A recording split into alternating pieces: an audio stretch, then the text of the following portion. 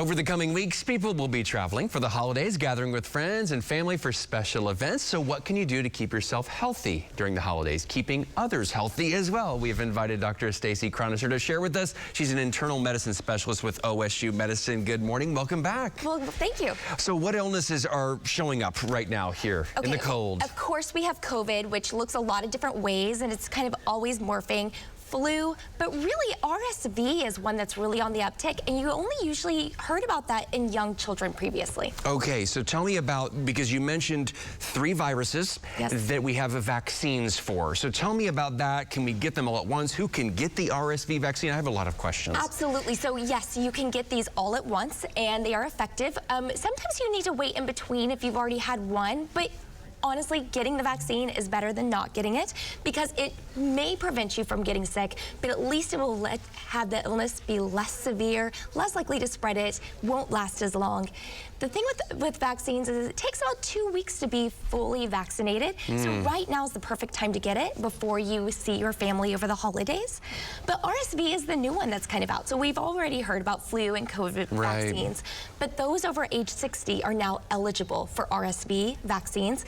And that is a respiratory virus that is causing a lot of hospitalizations right now. Because I hear about it in kids, in young kids getting RSV, but there's a risk for those over 60. Absolutely, and especially if you are older and maybe have some lung issues and you are now going to be exposed to some school-age children, you may be at risk. And that's a lot of our hospitalizations right now for respiratory illnesses is actually RSV in older adults.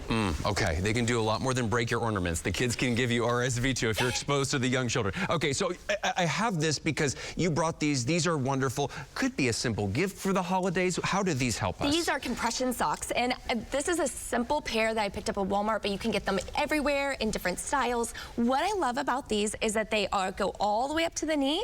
They are tight here. Actually, feel that. Yeah. Has some good compression to it and good squeeze to it.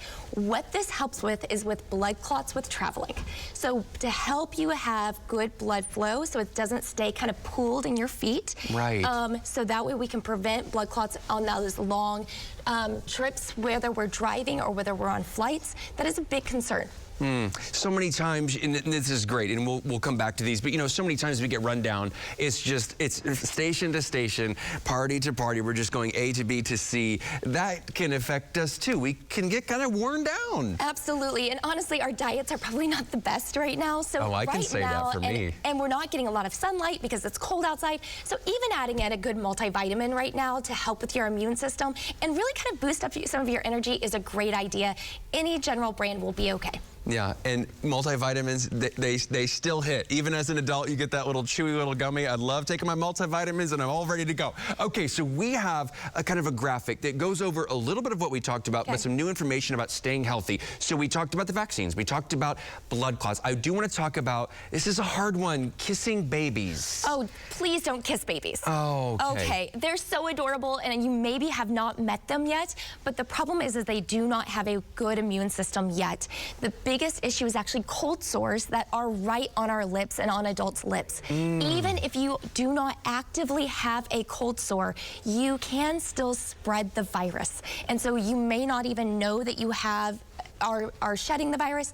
You kiss a baby, especially around their face, anywhere, it can go directly to their brain, causing hospitalization-like illnesses and maybe even lifelong damage. Oh boy, so we got to be really careful with that. I want to talk about, you know, just hand washing, sanitizing. It does sound simple, but we really need to stay on top of it. We all learned really great habits during COVID, during the pandemic. Let's keep that up. So if you're traveling, carry that hand sanitizer with you. You know, maybe wipe down after every time you touch something. Try not to touch a lot of things because that's where a lot of the viruses live.